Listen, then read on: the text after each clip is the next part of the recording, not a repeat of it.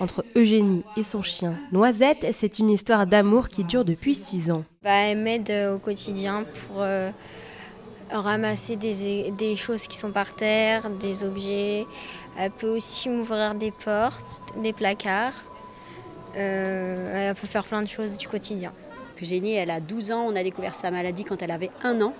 Et quand on l'a découverte, il n'y avait aucun traitement disponible. On nous avait dit on soignera les conséquences de sa maladie pour qu'elle vive le mieux possible avec.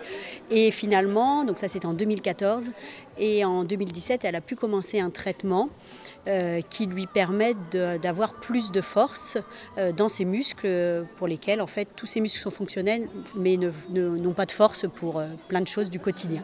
Mère et fille sont venus des Herbiers pour assister à cette conférence débat.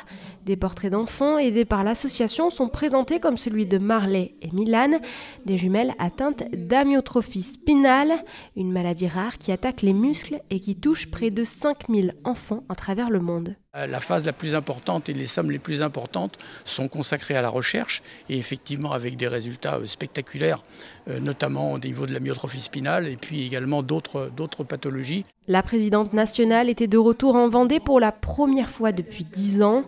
L'occasion de rappeler les origines et l'importance de l'AFM Téléthon, une association créée en 1987.